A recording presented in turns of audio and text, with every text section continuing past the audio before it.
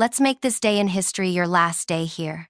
The words exploded in the briefing room, like a grenade nobody expected. 20 people sat frozen, their breathing the only sound for half a heartbeat before the laughter started.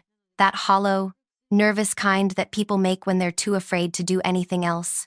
My manager stood at the front, hands on his hips, grin stretched wide like he'd just delivered the punchline of the century. He'd been building up to this moment for 10 minutes, rattling off his little history lesson about famous people who got fired on random dates, making everyone guess where this was going. When he finally pointed at me and delivered his line, 2 people actually clapped. Most just looked down at their notebooks. But the sound of that laughter felt like glass grinding into my chest. He'd rehearsed this, practiced the timing, probably stood in front of his bathroom mirror perfecting that smug expression. And now, here he was, executing his performance, while I sat 3 rows back, hands folded on the workspace in front of me, feeling every eye in the room dart between us. He wanted me to crumble, to tear up, to stammer an excuse and flee. That's what his expression said. That's what his body language screamed. But something strange happened in that moment, something he didn't account for. Instead of breaking, I felt something else entirely, a weird, perfect clarity, because I knew something he didn't. Something nobody in this room knew except me. I stood up, the laughter died faster than it started, walked to the whiteboard, mounted on the wall near the front, my footsteps the only sound now, picked up a blue marker from the tray, and wrote 8 numbers in careful deliberate strokes. 12, 15, 20, 25. 3 weeks from this exact moment, the marker squeaked against the board. I capped it, turned around, looked directly at him. You might want to remember this one. His grin didn't just fade, it disintegrated. His skin went from flush to pale in the span of 2 seconds, and I watched his throat work as he swallowed. Just for a moment, the power structure in that room completely flipped, and everyone felt it. The air itself seemed to shift. Someone coughed. Another person shifted in their seat, the chair creaking loud enough to make everyone jump. "Sit down," he said. But his voice came out different now, thinner, tighter, like someone had reached into his chest and squeezed. I walked back to my spot, sat down, placed my hands in the same position as before. He tried to continue with the briefing, stumbling through his agenda about quarterly targets and process improvements, but his eyes kept flicking to that date on the whiteboard. He didn't erase it, didn't acknowledge it beyond that initial reaction, but it sat there for the entire meeting, 8 blue numbers that nobody could ignore. When the briefing finally ended 40 minutes later and people filed out, I heard whispers. "What was that?" About, "What's December 15th? Did you see his face?" I didn't answer anyone, just gathered my things and left. But as I walked past the whiteboard, I saw him standing there, staring at those numbers like they might rearrange themselves into something less threatening. They wouldn't, and he knew it. Before we go any further, I need to say something. If you're listening to this and it's pulling you in, if you're already wondering what December 15th means and how this whole thing is going to unfold, do me a favor, hit that like button, drop a comment telling me if you've ever worked for someone who made you feel small, and subscribe, because what comes next isn't just about what happened in that briefing room. It's about everything that led there and everything that came after. Thank you for being here. Thank you for listening. Now, let me take you back to where this really started. My name is Sutton, 31 years old, 5'6", brown hair I wear in a ponytail most days, because I don't have time for anything fancier. I drink black coffee, not because I like it, but because adding cream and sugar feels like wasted motion. I've worked in operations management for 9 years, moving between companies every 2 or 3 years, always chasing the next challenge, the next broken system that needs fixing. I'm good at what I do, not in the way people brag about being good. I mean, I can walk into a failing operation, spend a few weeks watching how everything moves, and identify exactly where the breakage points are. I see patterns other people miss.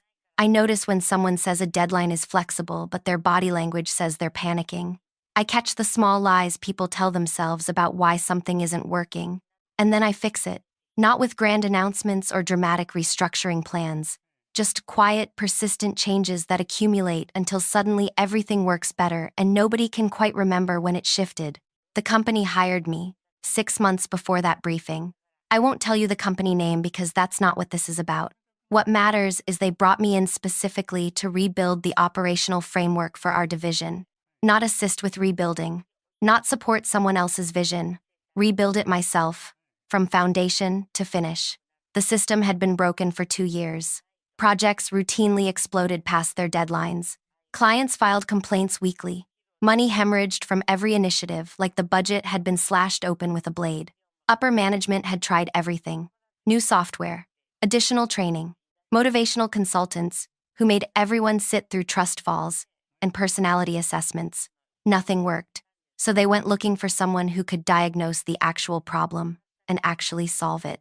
They found me working at a manufacturing firm 3 states away, brought me in for 6 rounds of interviews with different executives, and finally made an offer I couldn't refuse. Director-level pay for an operations lead position, with the promise of promotion if I delivered results. I accepted immediately, gave 2 weeks' notice at my old job, packed up my apartment, drove 18 hours to start fresh in a city where I didn't know anyone. My first day was a Tuesday in June. Hot, humid, the kind of weather that makes your clothes stick to your skin the moment you step outside. I arrived at the building at 7:30, an hour before my scheduled start time, because I wanted to watch people arrive, see who showed up early, who rushed in right at the deadline, who looked energized and who looked beaten down before the day even began. I sat in my car in the parking area for 45 minutes, taking mental notes. Lots of beaten down expressions, very few smiles. People moved like they were walking through water, every step an effort. That told me something important. Whatever was broken here, it was breaking people too. When I finally went inside, I met my manager for the first time. His name was Hal, 47 years old, been with the company for 15 years, worked his way up from an entry position to division manager over a decade and a half. Medium height, thinning hair he combed carefully to cover the bald spot, glasses that were perpetually smudged, and a handshake that lasted 2 seconds too long.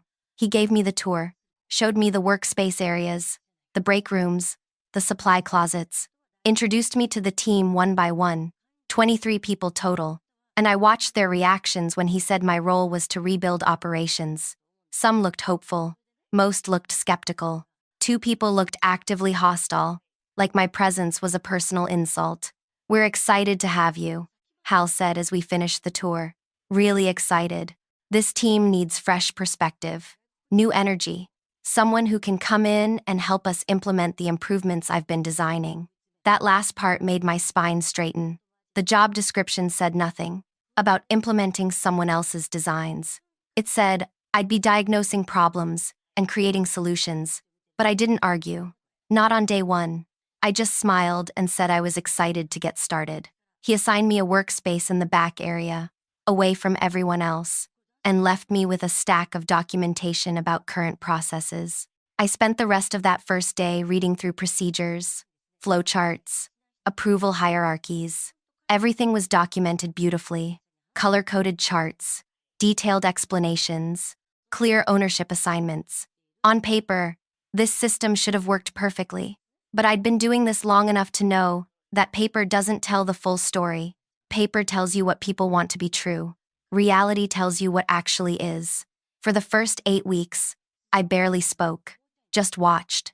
I'd arrive early and stay late, positioning myself where I could observe workflow without being obvious about it. I noticed that every decision, no matter how small, required Hal's approval.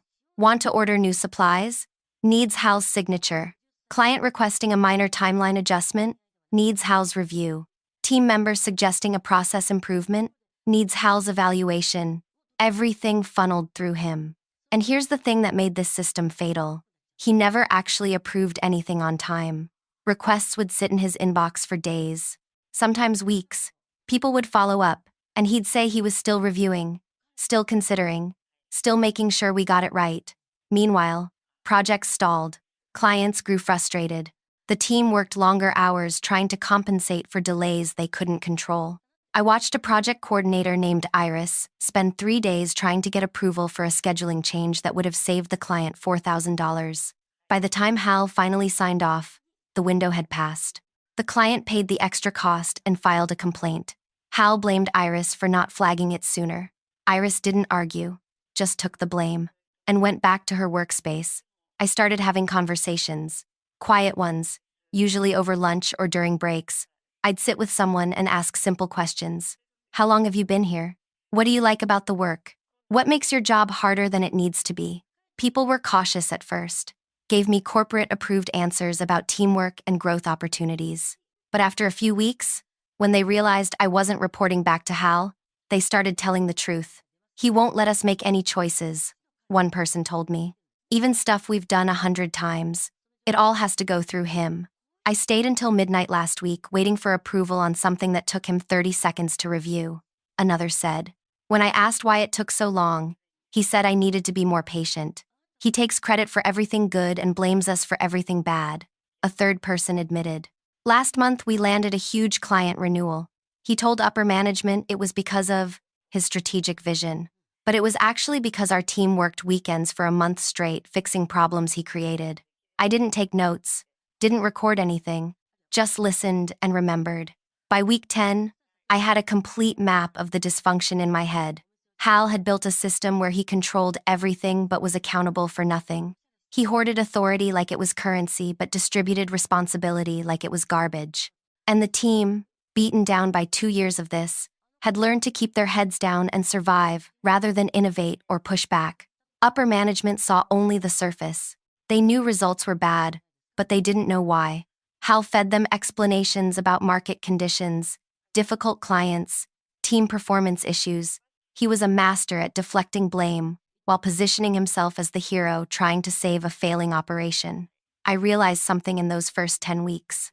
Something that changed how I approached everything that came after. The problem wasn't the processes. The problem was Hal.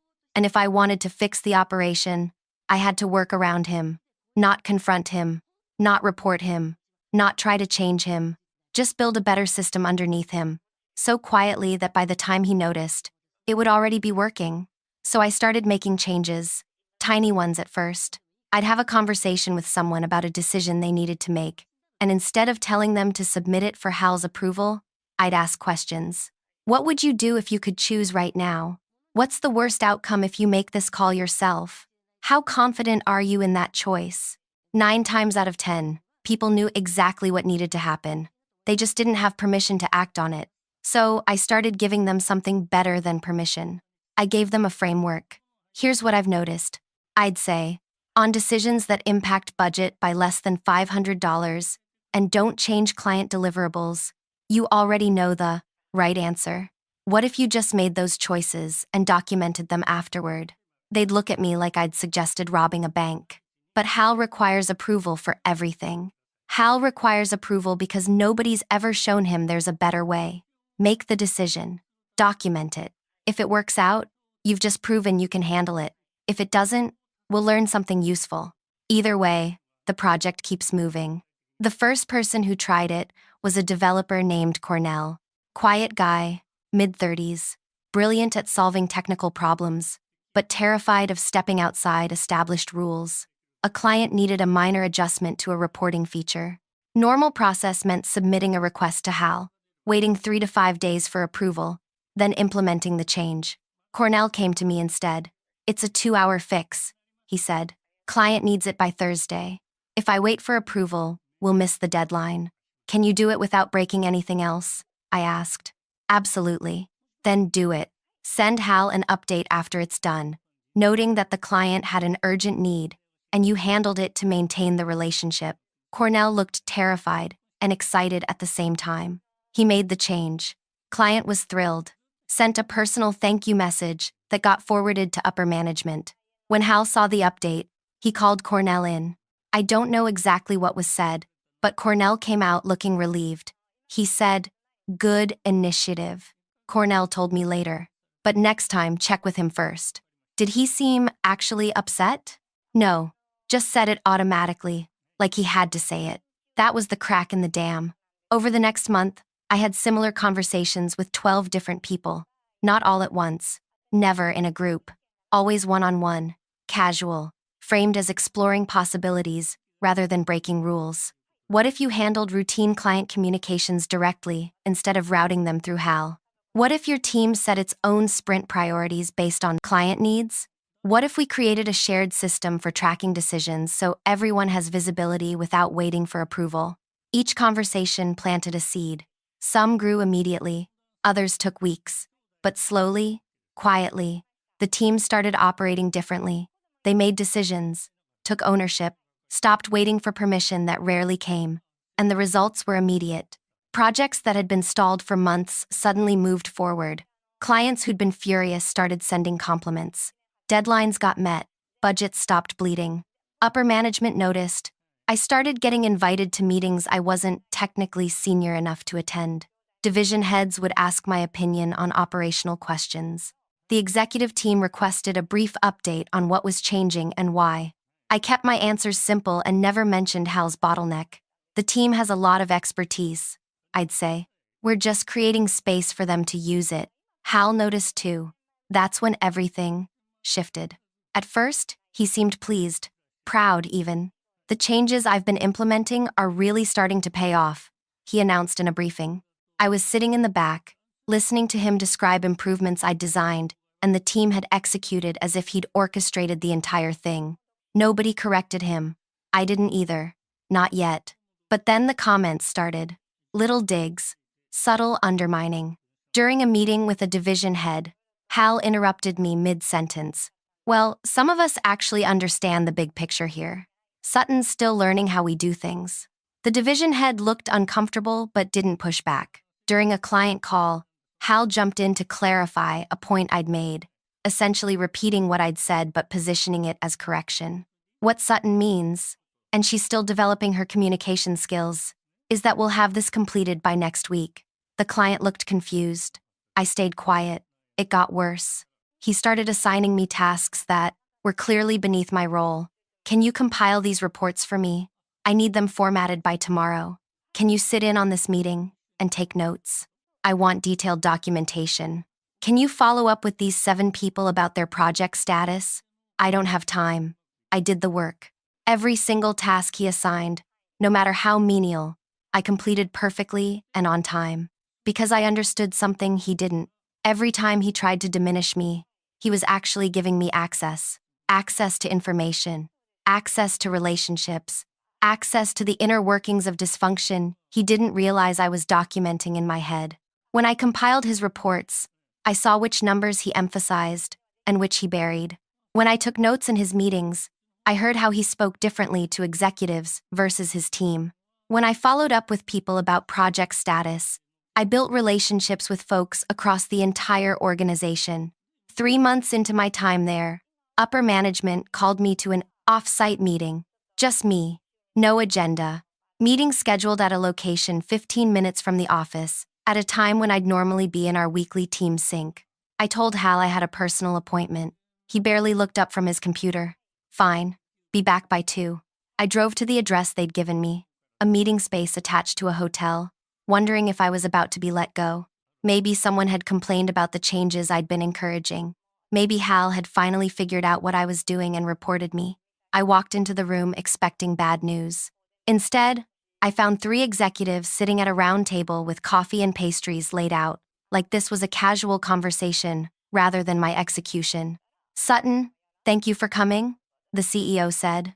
Woman in her mid-50s, sharp eyes, reputation for being tough but fair. We wanted to talk to you about something sensitive. My stomach dropped, but I kept my face neutral. Of course, we've been watching what's happening in your division, the improvements, the client feedback, the team morale shift. It's remarkable. I waited. We need to understand something. Whose idea was the decentralized decision-making framework?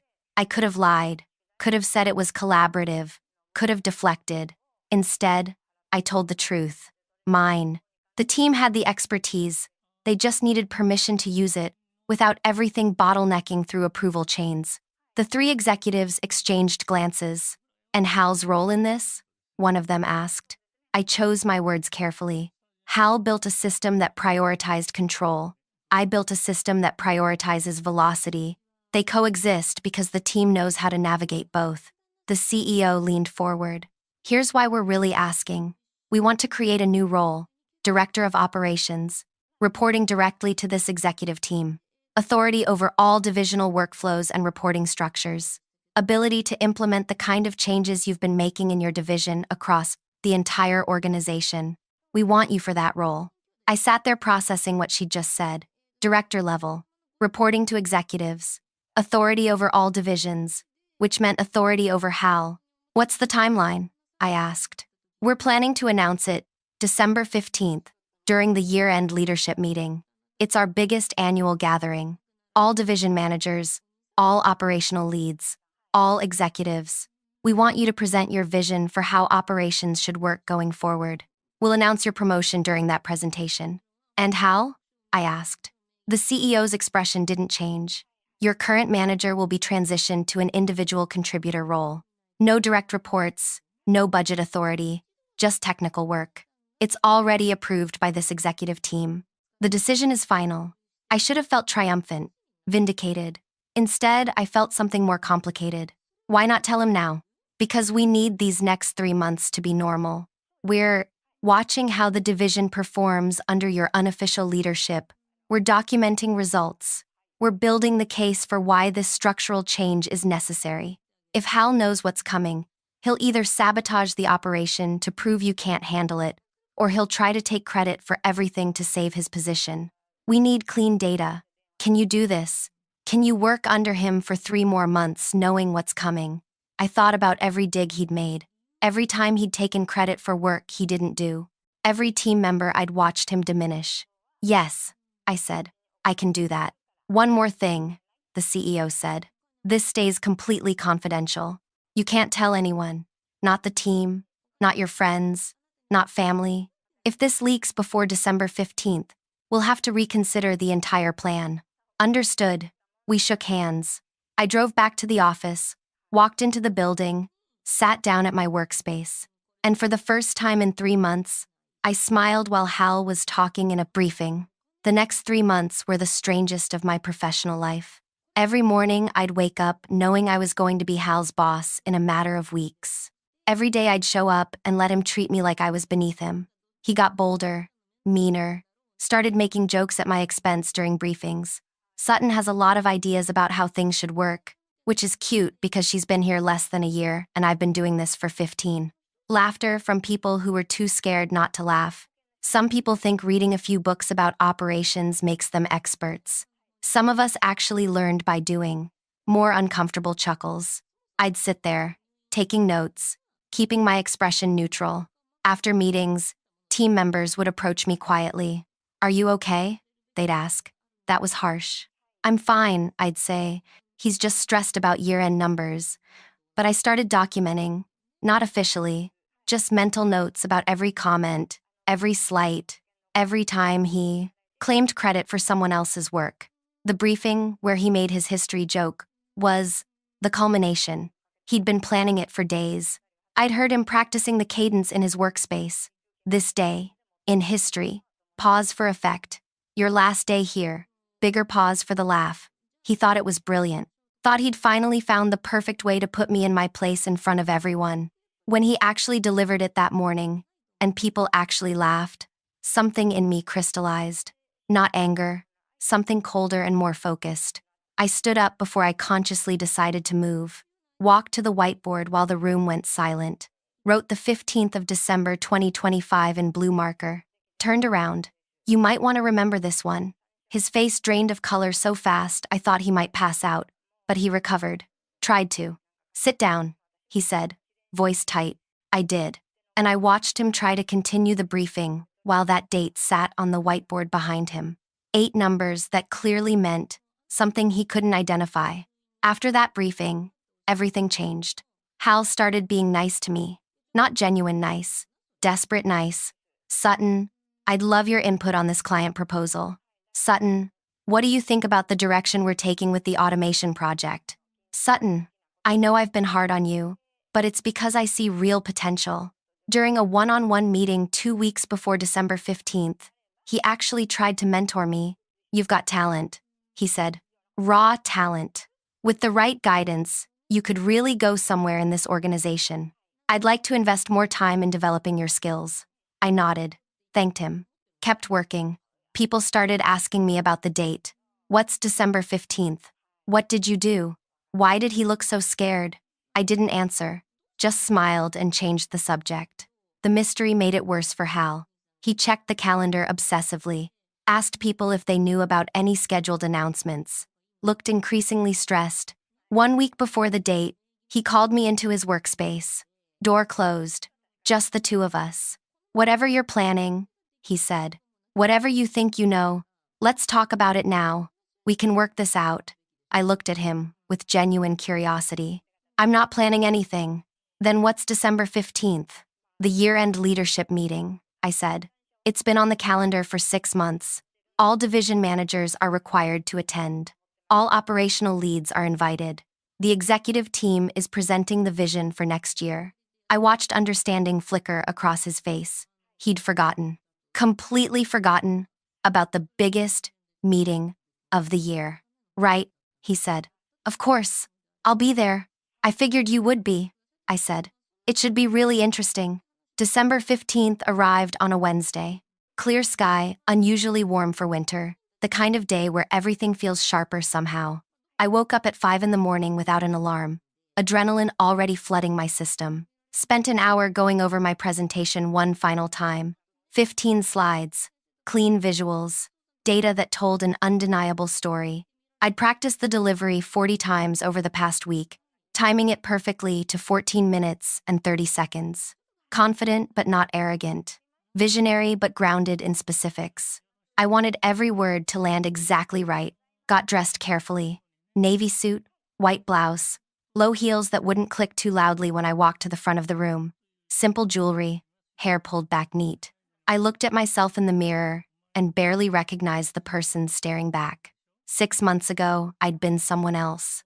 Someone who worked hard and stayed quiet and hoped good work would speak for itself. Now I was someone who understood that good work needs a voice. And today, I was finally going to use mine. The leadership meeting was scheduled for 10 o'clock in the main hall. I arrived at 8, wanted to feel the space while it was still empty.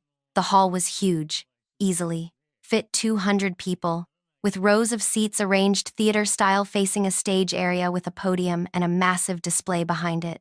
I walked down the center aisle, my footsteps echoing in the emptiness, stood at the front where I'd be standing in 2 hours, looked back at all those empty seats and imagined them filled. Imagined Hal sitting somewhere in the middle, still not knowing what was about to happen. My hands were shaking, not from fear, from something else, anticipation. The knowledge that I'd worked for this moment longer than he'd ever understand.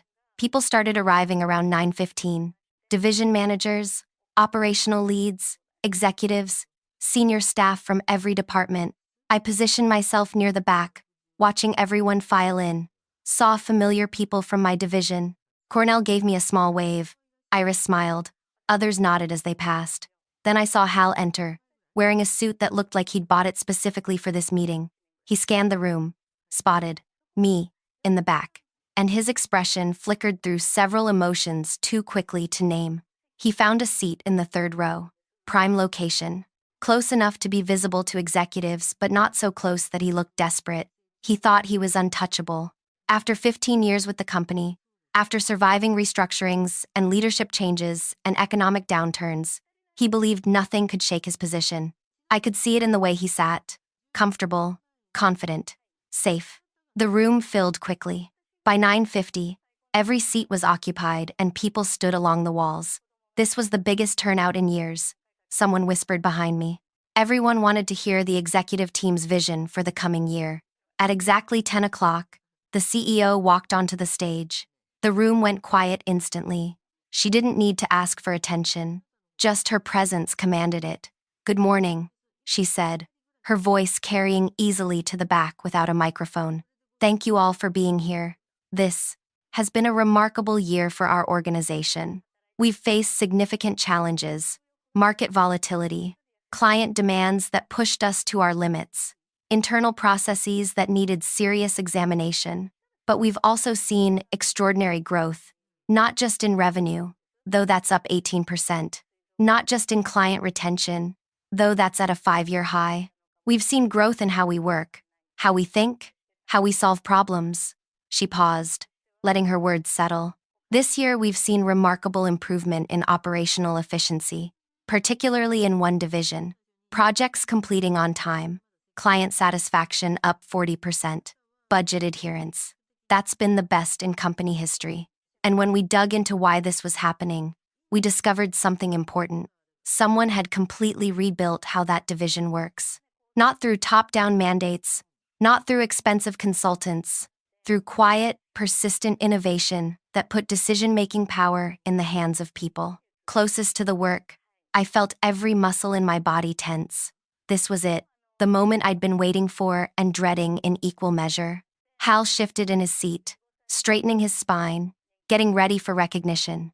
I watched him from the back, saw him prepare his humble expression, the one he'd use when the CEO praised his leadership. "We're creating a new position," the CEO continued. "Director of Operations, reporting directly to the executive team. This person will have authority over all divisional workflows and reporting structures. They'll have the autonomy to implement the kind of changes that have worked so well in one division across our entire organization. This is a critical role. We need someone who's proven they can diagnose problems, build trust, and create systems that actually work." The room was absolutely silent. Everyone leaning forward slightly, everyone wondering who was about to be named. "I'd like to introduce you to our first Director of Operations," the CEO said. And then she said my name. Sutton. For a fraction of a second, nobody moved. Then heads started turning, scanning the room, looking for me. I walked forward from the back, my heels clicking on the hard floor, and the sound seemed impossibly loud. As I moved down the aisle toward the stage, I passed Hal's row. Didn't look at him. Didn't need to. I could feel his shock radiating outward like heat. The room erupted in applause as I reached the stage. Not polite applause, genuine, enthusiastic applause. I glanced out at the audience and saw people from my division standing. Cornell was clapping so hard his hands must have hurt. Iris had tears in her eyes. Even people I barely knew from other divisions were on their feet. The sound was overwhelming, validating, and underneath it all, I heard what it really meant. This wasn't just applause for my promotion. This was applause for every person who'd ever worked for someone like Hal and survived it. I took my place at the podium, waited for the applause to fade, and began my presentation. "Thank you," I said, and my voice came out steady and clear. Over the past 6 months, I've had the opportunity to see this organization from a unique perspective. I've watched incredibly talented people struggle within systems that weren't designed to help them succeed. I've seen brilliant ideas die because they couldn't navigate approval processes. I've watched deadlines get missed not because people didn't work hard enough, but because the structure made velocity impossible. I clicked to my first slide, a simple chart showing project completion rates in my division over the past year. 6 months of decline, then a sharp upward curve, starting exactly when I arrived. This is what happens when you trust people. When you build frameworks that enable decision-making rather than bottlenecking it. When you create accountability without micromanagement. I walked through my vision for 15 minutes. Specific, actionable, changes, metrics for measuring success, timeline for implementation. The executive team nodded. People took notes. I could feel the room's energy shift from polite attention to genuine engagement. They weren't just listening, they were buying in. When I finished and the applause came again, I knew I'd nailed it. I'd proven I deserved this role. Not because someone gave it to me as a favor, because I'd earned it through results nobody could deny. I stepped away from the podium and the CEO returned to the stage. "Thank you, Sutton. That's the kind of thinking we need, leading operations going forward." She paused, her expression shifting slightly. "Now, as Sutton mentioned, creating this new structure requires some organizational changes. We're restructuring several reporting lines to support this new direction. Effective today, several roles will shift from management to individual contributor positions. This isn't a reflection of performance. It's about putting people in roles where they can focus on what they do best." She pulled up a slide listing 4 names, 4 division managers being transitioned to individual contributor roles. Hal's name was third on the list. I watched from the side of the stage as he processed it, saw the exact moment understanding hit. His face went through a sequence of expressions: confusion, disbelief, recognition, horror. He didn't storm out, didn't yell, didn't make a scene, just sat there while people around him shifted uncomfortably, while whispers spread through the rows, while team members he'd spent years diminishing tried not to let their satisfaction show. The CEO continued talking about the rationale behind the restructuring, about how it would improve organizational efficiency, about transition plans and support structures, but I barely heard her. I was watching Hal, watching him understand that the date I'd written on the whiteboard wasn't a threat. It was an invitation to show up, to be present, to witness the moment when everything he'd built through intimidation and credit theft and systematic diminishment dissolved. He'd asked me to remember dates in history. I'd given him one he'd never forget. The meeting concluded 20 minutes later. People filed out slowly, clustering in groups, talking in hushed tones about the announcements. Several people approached me immediately. Division heads I'd been quietly building relationships with for months, congratulating me, asking about next steps. Team members from my division, some of them openly crying, thanking me for what I'd done. "You changed everything," Iris said, gripping my hand. "You made it possible to actually do our jobs." Cornell just nodded at me, but his expression said more than words could. Then I saw Hal approaching through the crowd. People moved aside to let him pass, creating a path between us. He stopped 3 feet away, close enough to speak privately, but not so close it felt aggressive. "You planned this," he said. His voice was flat, empty. "No," I said, meeting his eyes. "I didn't plan this. I just did my job. You kept telling everyone you'd made all these improvements. Upper management wanted to reward whoever was actually responsible. They investigated. They found the right person. You manipulated the team," he said. "You went behind my back. I taught people they could make decisions. That's not manipulation. That's trust. You made me look incompetent." I paused before answering, choosing my words carefully. "I didn't make you look like anything. Your system did that. You built a structure where nothing could move without your approval. Then you didn't approve things. Projects failed. Clients left. The team burned out. I just showed there was a better way." He opened his mouth, closed it. His hands were clenched at his sides, shaking slightly. For a moment, I thought he might actually take a swing at me, but he didn't.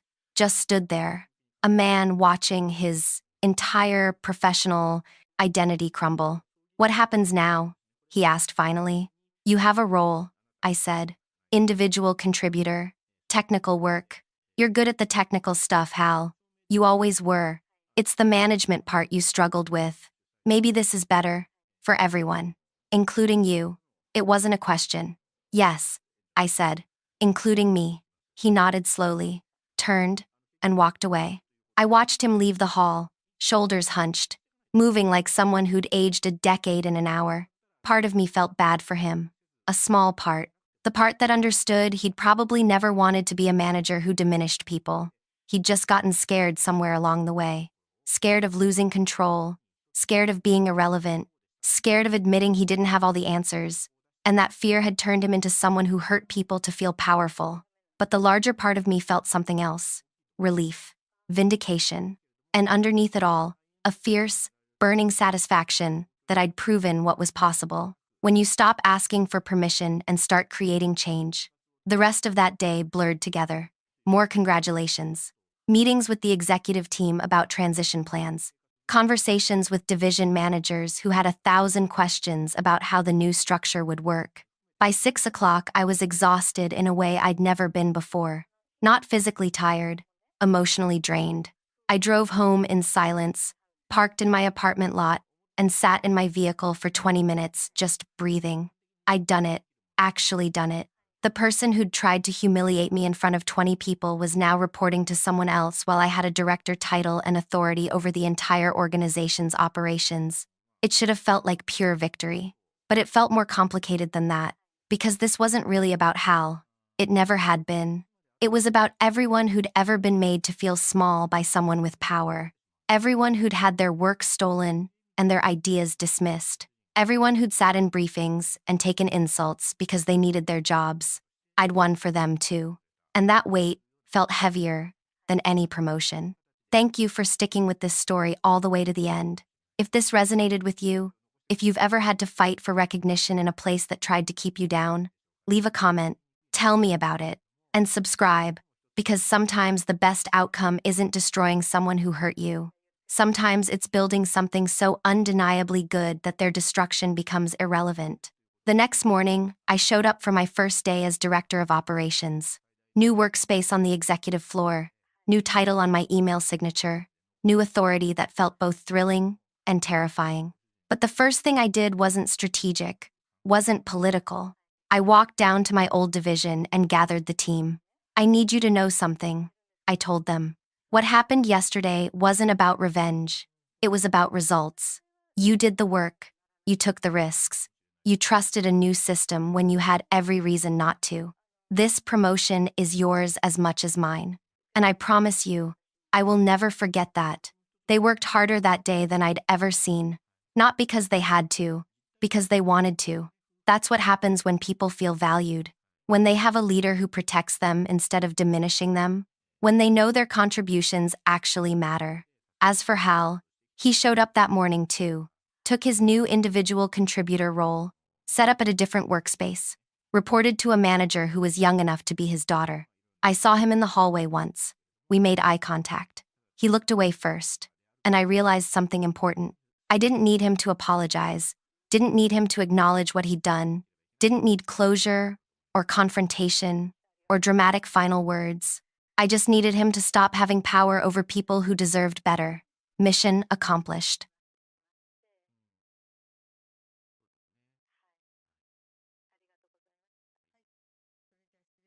You don't deserve this promotion, Everett whispered, deliberately pulling his hand away as mine hung extended before the entire department. 30 colleagues watched in stunned silence during what should have been my celebratory moment.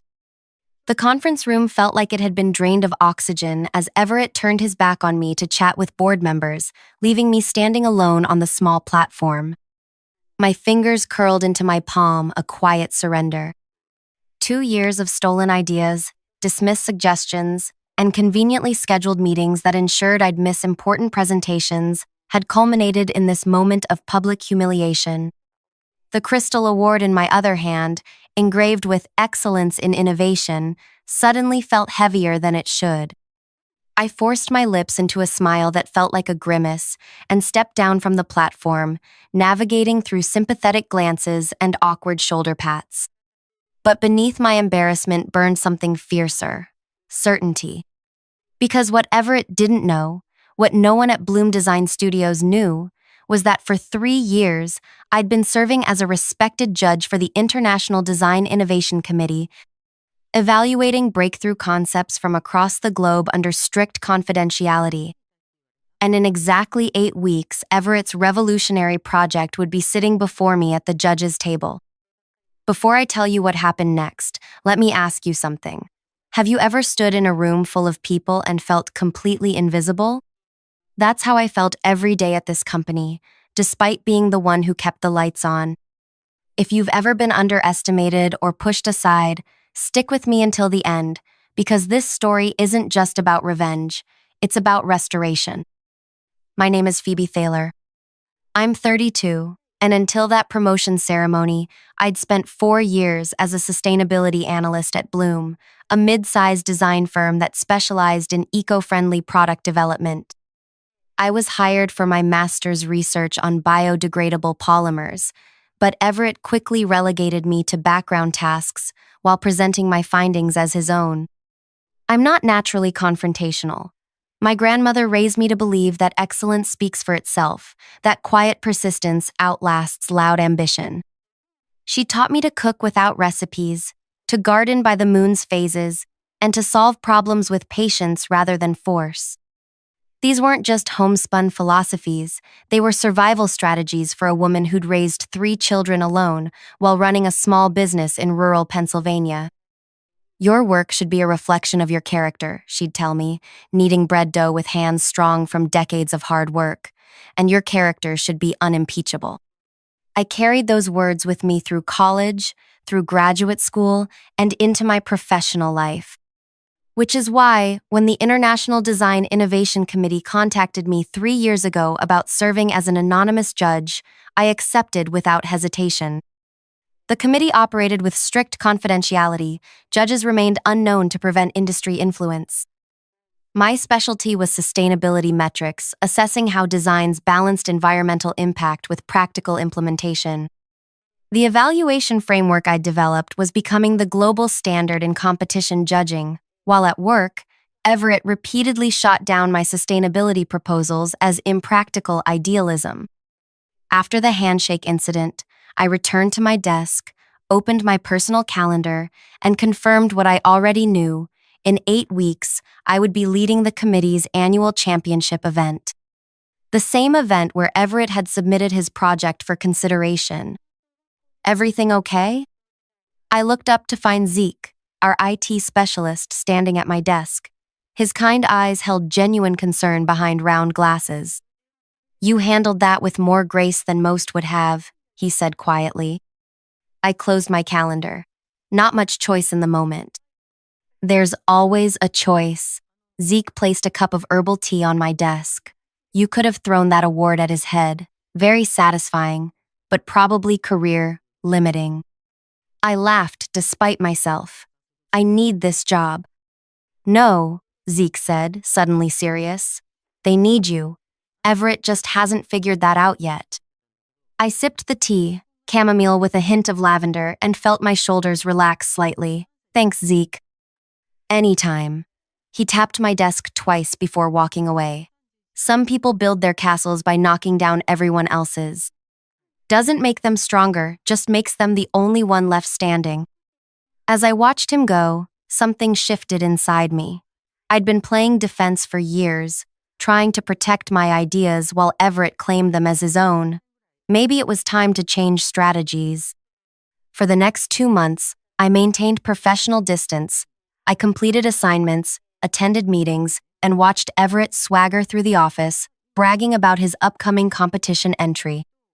He'd invested everything in this project. Personal savings, borrowed resources, countless weekends. Winning would make his career.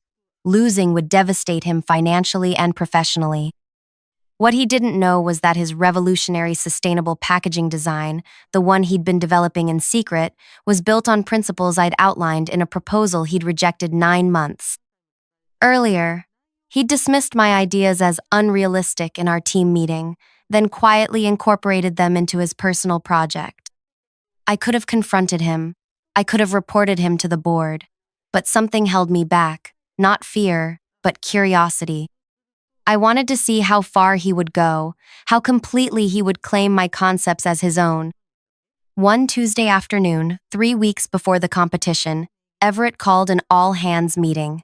The entire design team gathered in the conference room as he unveiled mock-ups of his competition entry. "This," he announced, gesturing to the sleek display, "is the future of sustainable packaging." The design was familiar, too familiar. It was my biopolymer concept, refined and polished, but unmistakably mine. From the molecular structure to the manufacturing process, I could see my fingerprints all over it. But he'd added one element I hadn't considered: traditional basket weaving patterns from various indigenous cultures, incorporated into the polymer matrix to add structural integrity. The inspiration came to me during a documentary about ancient crafting techniques, he explained to the rapt audience. Nature's solutions hidden in plain sight all these centuries. I felt a chill run through me, not because he'd stolen my work. I'd expected that, but because he was now appropriating indigenous knowledge without attribution. The competition had strict ethical guidelines about cultural attribution and acknowledgement. As colleagues asked questions and offered congratulations, I quietly took notes, not on the design itself, but on his claims of originality. Each statement, each assertion of "my breakthrough" and "my discovery" was another nail in a coffin he didn't yet know he was building. Later that week, I received an email from the competition chairperson, Dr. Layla Mori. The judging panel would be instituting a new preliminary evaluation category this year: ethical sourcing and attribution. As lead judge, I was asked to develop the criteria. I stared at my screen, fingers hovering over the keyboard. This wasn't an opportunity for revenge. It was an opportunity for correction. The standards I would write wouldn't just affect Everett's entry. They would shape how the entire industry approached innovation and acknowledgement. That night, I stayed late at the office, drafting guidelines that would become the foundation for a new industry standard. 1. Clear documentation of all conceptual influences. 2. Proper attribution of cultural and traditional knowledge. 3. Transparent supply chain reporting. 4. Acknowledgement of collaborative contributions. These weren't designed to target Everett specifically. They were principles I genuinely believed should guide ethical design. The fact that his project violated several of these points wasn't personal. It was simply a reflection of his approach to innovation. The following Monday, with just 2 weeks until the competition, Everett called me into his office.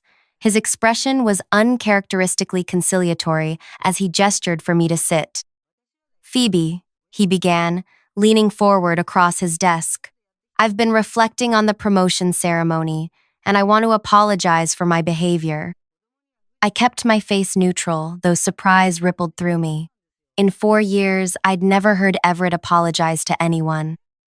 "It was unprofessional," he continued, "and not reflective of the high standards we maintain at Bloom." His eyes never quite met mine, focusing instead on a point just beyond my shoulder. "Thank you for acknowledging that," I said carefully. "In the spirit of moving forward positively, I'd like you to join my team for the International Design Competition next month. Your sustainability expertise could be valuable as we prepare the final presentation." And there it was, the real reason for this sudden apology. He needed my expertise but wasn't willing to acknowledge that the core concept was already mine. "That's an interesting offer," I replied, keeping my voice level. "What aspects of the project would you like me to contribute to?" He smiled, relaxing slightly. "Some final refinements to the sustainability metrics, perhaps some help with the technical documentation. Nothing major. The design is essentially complete, but your attention to detail could help us edge out the competition." I nodded slowly. "I'll need to check my schedule. The next few weeks are quite busy with the quarterly reports." "Of course," he said smoothly, "but this is a priority project. I'm sure we can adjust your other responsibilities." As I left his office, a plan began forming in my mind. Not a plan for revenge, but for revelation. The committee chairperson had scheduled a call for tomorrow, a routine check-in before the competition. What if it happened during our staff meeting? What if everyone heard exactly who I was in the design world? That night, I emailed Dr. Mori with a request. For the first time in 3 years, I asked to break protocol. The next morning, our weekly staff meeting began as usual. Everett was reviewing the quarterly projections when my phone rang. I deliberately left the sound on. "I'm sorry," I said, pulling out my phone. "It's the International Design Committee. Would you mind if I take this quickly? They're expecting my input on the championship event." Everett frowned but waved his permission, likely assuming I was handling some administrative detail for the competition he'd entered. I answered and put the phone on speaker. "Dr. Mori, good morning. I'm actually in a staff meeting. Do you mind if I put you on speaker?" "Not at all, Phoebe," came the clear, authoritative voice of the committee chairperson. "I wanted to confirm the details for next month. We need our lead judge to arrive 2 days early to oversee the preliminary evaluations, particularly the new ethical sourcing category you've developed." The room went silent. I watched as confusion, then dawning realization spread across Everett's face. "That works with my schedule," I replied calmly. "I've finalized the evaluation criteria for the new category and sent it to the other judges for review." "Excellent," Dr. Mori continued. "Your framework from last year's championship has been adopted by 3 other international competitions, by the way. The sustainability metrics you developed have become something of an industry standard." I could feel the weight of every gaze in the room. "That's wonderful to hear. I'm looking forward to seeing this year's entries." After a few more details, I ended the call and looked up to find 20 pairs of wide eyes staring at me. Everett's face had drained of color. "You're a judge," he said flatly, "for the competition I've entered." I've been a judge for 3 years, I confirmed. Lead judge for sustainability metrics last year and head of the judging panel this year. The silence in the room was absolute. 4 years of dismissed ideas, stolen credit, and professional undermining hung in the balance of this moment. I believe we were discussing the quarterly projections, I said, turning to the screen where Everett's presentation was still displayed. He opened his mouth, closed it, then nodded stiffly and continued the presentation with noticeably less enthusiasm. After the meeting, colleagues approached me one by one, asking about my role with the committee, congratulating me on the position. Everett avoided me entirely, locking himself in his office for the remainder of the day. That evening, as I packed up to leave, I found Zeke waiting by the elevator. "That was quite a revelation today," he said with a small smile. "I don't think I've ever seen Everett speechless before." I pressed the elevator button. "It wasn't planned that way." "Wasn't it?" Zeke raised an eyebrow. "Because it looked an awful lot like the most elegant professional checkmate I've ever witnessed." The elevator doors opened and we stepped inside. "What happens now?" he asked as we descended. "With the competition, I mean." I considered this carefully. I judge his entry fairly, according to the established criteria, including the new ethical sourcing standards. And if it fails those standards? The elevator reached the ground floor and the doors opened to the lobby. "Then it fails those standards," I said simply. "This isn't about revenge, Zeke. It's about integrity." As we walked through the lobby, Zeke shook his head admiringly. "You know, most people, after being treated the way you've been treated, would be planning something much more dramatic." I pushed open the door to the cool evening air. My grandmother used to say that the most powerful response to dishonesty isn't more dishonesty, it's radical transparency. Over the next 2 weeks, Everett made numerous attempts to speak with me privately. I maintained professional courtesy but declined any discussion of the competition. The ethical guidelines had been published on the committee's website. The same standards would apply to every entry, including his. The competition was held in a renovated industrial space in Copenhagen, all exposed brick and massive windows overlooking the harbor. Designers from 26 countries had gathered, their innovations arranged on pristine white pedestals throughout the cavernous main hall. As lead judge, I arrived 2 days early to oversee preparations and meet with the other judges, renowned experts in industrial design, materials science, and cultural studies. The atmosphere was collegial but focused. We all understood the responsibility of our positions. On the morning entries arrived, I walked the empty exhibition hall alone, reviewing the judging framework I'd developed. My footsteps echoed on the polished concrete as I mentally prepared for the impartiality the next 3 days would require. "Phoebe." I turned to find Everett standing near the entrance, a shipping crate beside him. His travel suit looked rumpled, and dark circles shadowed his eyes. "Everett," I acknowledged with a professional nod. "The competitor check-in is at the south entrance." He stepped forward, leaving his crate behind. "We need to talk." "About the competition? I'm afraid that would be inappropriate given my position." "About us," he said, lowering his voice. "About our working relationship." I maintained the professional distance between us. "This isn't the time or place for that discussion." "You could recuse yourself," he suggested, his tone carefully casual. "Given our history, there's a clear conflict of interest." So that was his strategy. Get me removed from judging his entry. What history would that be exactly? The history where you've taken credit for my work for 4 years? Or the history where you publicly humiliated me at my promotion ceremony? He flinched slightly. "I've already apologized for that." "You apologized when you needed something from me," I corrected him. "And now you're suggesting I compromise my professional ethics because it might benefit you." "That's not." "The judging criteria are publicly available," I continued. "Every entry will be evaluated according to the same standards.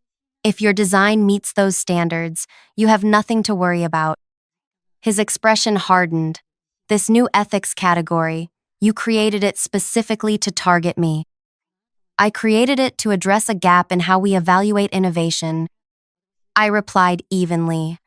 If you're concerned your entry doesn't adequately attribute its influences, perhaps that's something to reflect on. A staff member appeared at the entrance. Mr. Everett, we need to process your entry at registration. He held my gaze for a moment longer. This isn't over. Actually, I said quietly, it is. Good luck with your entry. As he walked away, I felt a strange lightness. For years, I'd shrunk myself in his presence, careful not to challenge his authority or trigger his temper. Now, standing in my own authority, I realized how much energy that constant accommodation had consumed. The competition officially opened the following morning. The judging panel spent the day reviewing written submissions and examining physical prototypes. By design, we didn't know which entries belonged to which designers during the preliminary round. Entry 42, Everett's submission, was as impressive as I'd expected. The biopolymer packaging incorporated intricate structural elements inspired by indigenous weaving patterns, creating remarkable strength with minimal material. The technical execution was flawless. But as I reviewed the documentation, the absence of attribution was glaring. The entry claimed original discovery of structural principles that had been used by indigenous cultures for centuries. There was no acknowledgement of the cultural origins, no recognition of the traditional knowledge being leveraged. That evening, the 7 judges gathered to discuss our preliminary rankings. We sat around a circular table in a private conference room, each with our notes spread before us. Entry 42 shows remarkable innovation in materials application, noted Dr. D. Kensington, the materials science expert from Edinburgh. The tensile strength achieved with such minimal polymer use is unprecedented. The manufacturing scalability is impressive as well, added Professor Amara from Lagos. This could revolutionize packaging for temperature-sensitive pharmaceuticals in developing regions. The discussion continued, with each judge highlighting different strengths of Everett's design. Then, Dr. Mori turned to me. Phoebe, you've been quiet. Your thoughts on 42? All eyes turned to me. This was the moment that would define not just Everett's future, but my own professional integrity. I could feel the weight of my grandmother's wisdom. Your character should be unimpeachable. The technical execution is exceptional, I began, keeping my voice neutral. However, I have serious concerns about the ethical framework of this entry. I opened the reference materials I'd prepared, academic papers documenting the specific weaving techniques being used, photographs of traditional baskets that clearly showed the same structural patterns, historical records of these methods dating back centuries. The entry claims original discovery of structural principles that have been in use by at least 3 indigenous cultures for generations. I explained, passing the materials around the table. There's no attribution, no acknowledgement, not even a mention of inspiration from these sources. The room grew quiet as the other judges examined my evidence. This is rather blatant, Dr. Kensington said finally, looking up from the photographs. These aren't vague similarities, these are direct applications of traditional techniques without any acknowledgement. Professor Amara nodded solemnly. Under our new ethical sourcing criteria, this is a clear violation. The discussion shifted, becoming more somber as the judges recognized the implications. Entry 42 was technically brilliant but ethically compromised. We need to be absolutely certain, Dr. Mori said, looking around the table. This decision will have significant consequences for the designer. I've provided primary sources documenting each technique, I replied. The evidence speaks for itself. By the end of the evening, we had reached consensus. Entry 42 would receive top scores for technical execution and innovation, but would fail the ethical sourcing category so completely that it couldn't advance to the final round. I returned to my hotel room that night feeling hollow rather than triumphant. This wasn't about winning or losing, it was about establishing a standard that should have existed all along. The next morning, the preliminary results were posted. Designers gathered around the digital displays, searching for their entry numbers. I watched from a distance as Everett approached the screen, confidence in his stride. I saw the moment he processed the information, his body went rigid, his hand reached out to steady himself against the wall. He turned, scanning the room until his eyes found mine. The rage in his expression was unmistakable. He started toward me, cutting through the crowd with determined steps. "You did this," he hissed when he reached me, keeping his voice low enough that only I could hear. "You deliberately sabotaged my entry." "Your entry failed to meet the published ethical criteria," I replied calmly. "The decision was unanimous among all 7 judges." "Criteria you created." His face was flushed with anger. "You engineered this entire situation." "I established standards for ethical attribution that the entire judging panel endorsed." I corrected him. "Your design incorporated indigenous techniques without acknowledgement. That's not my personal opinion. It's documented fact." "You've just destroyed years of work," he said, his voice breaking slightly. "Do you understand what this means for me? For my career?" For a moment, I glimpsed something I'd never seen in Everett before: vulnerability, the realization that his actions had consequences. That appropriating others' work, whether mine or indigenous creators, wasn't just unethical, it was ultimately self-defeating. "I understand exactly what it means to have years of work go unrecognized," I said quietly. "The difference is, you could have acknowledged your sources. You chose not to." Dr. Mori appeared at my side. "Is everything all right here?"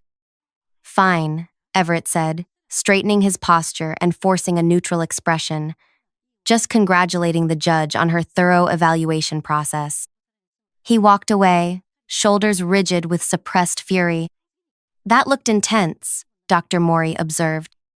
"He's from my company," I explained. "We have history." Her eyebrows rose. "Should you have recused yourself?" "I considered it," I admitted. "But the decision wasn't mine alone, and the evidence was clear." She nodded thoughtfully. "Integrity sometimes costs us, but it's the only currency that never devalues." The remainder of the competition proceeded without incident. Everett disappeared after the preliminary results were announced, withdrawing his entry and leaving Copenhagen without speaking to anyone.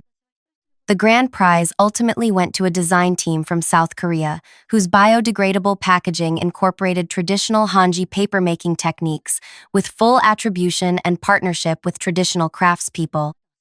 When I returned to the office the following Monday, an unusual hush fell over the design department as I walked to my desk.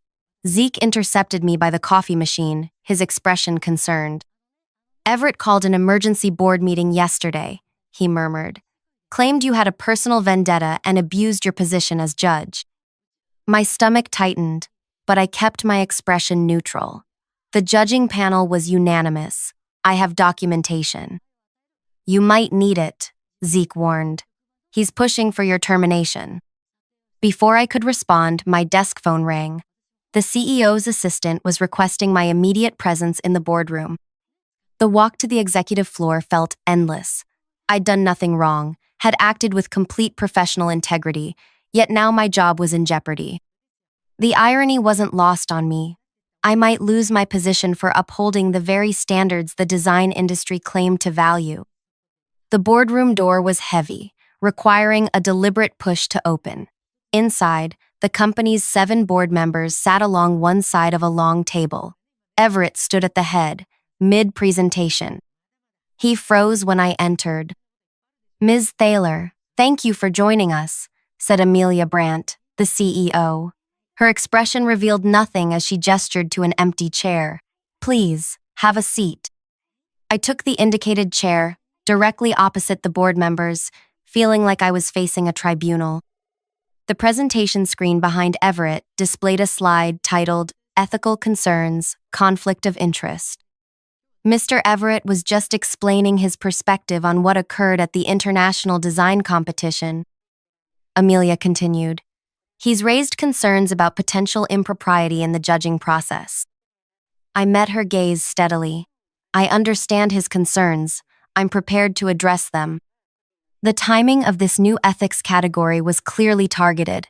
Everett interjected, his voice tight with controlled anger. Phoebe used her position to enact a personal vendetta.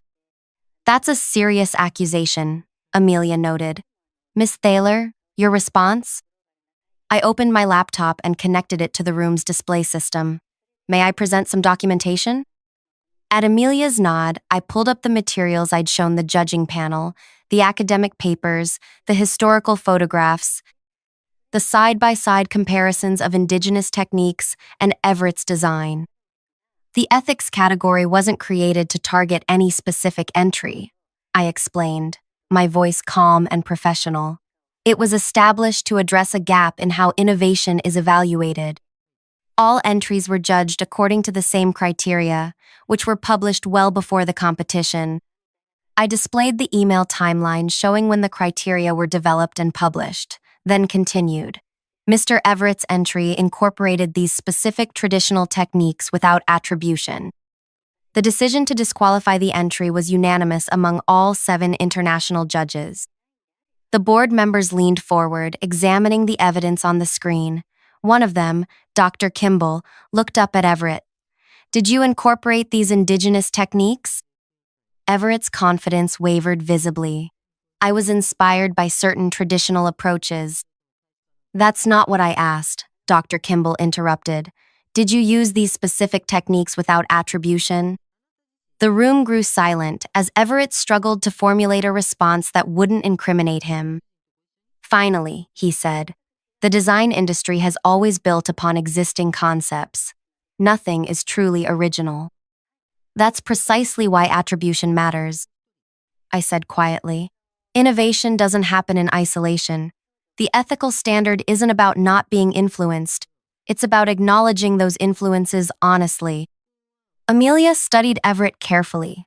You called this meeting alleging that Ms. Thaler acted improperly, yet the evidence suggests she simply applied consistent standards that your entry failed to meet. There's more, I added, bringing up a new slide. I'd like to address Mr. Everett's claim that I was motivated by a personal vendetta. I displayed a proposal I'd submitted 9 months earlier, the one Everett had rejected in a team meeting as unrealistic idealism. Side by side with images of his competition entry, the conceptual similarities were undeniable. This proposal contains the core biopolymer concept that formed the foundation of Mr. Everett's competition entry, I explained.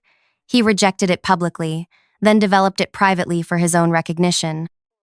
The atmosphere in the room shifted palpably. What had begun as my defense had transformed into something else entirely, an exposé of a pattern of behavior. Dr. Kimball cleared his throat. Mr. Everett, is this accurate? Did you appropriate Miss Thaler's concept after rejecting it officially? Everett's face had gone pale. The concepts evolved independently. There are bound to be similarities when working in the same field. The molecular structure is identical, Dr. Kimball pointed out, studying the screen. These aren't vague similarities. Amelia raised her hand, silencing further discussion. I think we have enough information. She turned to Everett. You called this meeting to question Miss Thaler's professional conduct. Instead, you've raised serious concerns about your own. She looked at the other board members, who nodded in silent agreement. Mr. Everett, please wait outside while we discuss this matter privately with Miss Thaler. The look Everett gave me as he left the room contained such hatred that I almost flinched. Almost. When the door closed behind him, Amelia turned to me. How long has this been going on? The appropriation of ideas? I asked. Since I joined the company 4 years ago, not just mine, other team members as well, most were too intimidated to speak up. And you've maintained documentation all this time? I nodded. I didn't plan to use it. I just needed to remember that I wasn't imagining things. The board members exchanged glances. Miss Thaler, Amelia said finally, I owe you an apology on behalf of this company. We failed to create an environment where you felt your contributions would be recognized fairly. I don't want an apology, I replied honestly. I want change, not just for me, but for everyone here with ideas worth developing. Amelia nodded slowly. What would you suggest? Transparent attribution protocols, I said without hesitation. Clear documentation of where concepts originate. Collaborative credit for collaborative work. The same ethical standards we expect in competition should apply to our daily operations. Essentially, you want to implement your international judging framework internally, Dr. Kimball observed. Yes, because innovation thrives with proper attribution, not despite it. Amelia studied me thoughtfully. We have an executive position opening up, head of innovation ethics. It's a new role we've been considering for some time, but finding the right person has been challenging. She glanced at the evidence still displayed on the screen. I believe we may have found her. 3 days later, Everett cleared out his office while the department pretended not to watch. He'd been offered a choice, resignation or termination with cause. He chose the former, leaving with a cardboard box and wounded pride. I was announced as the new head of innovation ethics the following week, with a corner office and a mandate to implement attribution protocols across all departments. The promotion came with a ceremony, a small gathering in the same conference room where Everett had refused my handshake months earlier. Amelia presented me with a new award, one created specifically for the position, a crystal prism etched with the words, "Transparency in Innovation." When she extended her hand, I took it without hesitation. Phoebe Thaler, she announced to the gathered employees, exemplifies the standards to which we should all aspire. Her commitment to ethical innovation will guide us into a new era of creative development. As applause filled the room, I caught Zeke's eye across the crowd. He gave me a subtle thumbs up, a quiet acknowledgement of how far I'd come. That evening, as I arranged my belongings in my new office, my phone chimed with an email notification. It was from Dr. Mori at the International Design Committee. Your attribution framework has been formally adopted by the World Design Council, she wrote. All major competitions will implement it beginning next season. You've changed the landscape, Phoebe. Proper acknowledgement of indigenous techniques is already inspiring new collaborations between designers and traditional craftspeople. I stood at my office window, watching the sunset paint the city in golden light. My grandmother's wisdom echoed in my mind. Your work should be a reflection of your character, and your character should be unimpeachable. The framework I'd created wasn't just about preventing people like Everett from taking credit for others' ideas. It was about creating a world where innovation could flourish through honest collaboration, where traditional knowledge was respected rather than exploited, where transparency was valued over self-promotion. Sometimes the most powerful form of justice isn't revenge, but reform, changing the system so thoroughly that the old ways of operating simply become impossible. A week later, I received a small package with no return address. Inside was a handcrafted woven basket, clearly made using one of the indigenous techniques Everett had attempted to claim. A note accompanied it. To the woman who reminded an industry that our foundations matter. Some of us were watching, learning, and changing because of you. Thank you for your courage. It wasn't signed, but I didn't need a signature to understand its meaning. Change rarely happens in grand, dramatic moments. It happens in the quiet, persistent application of principles. In the courage to stand in your truth, even when standing alone. If you've ever felt invisible in your workplace, if you've ever had your ideas dismissed or appropriated, know this. Your perspective matters. Your contributions are valuable. And sometimes, the most powerful response to injustice isn't a direct confrontation, but the creation of a system where such injustice simply cannot thrive. Like, share, and subscribe if this story resonated with you. Your experiences matter, and sharing them helps others find the courage to stand in their truth. Remember, the most lasting revenge isn't about destroying someone else's castle. It's about building a world where everyone's foundations are acknowledged, respected, and celebrated.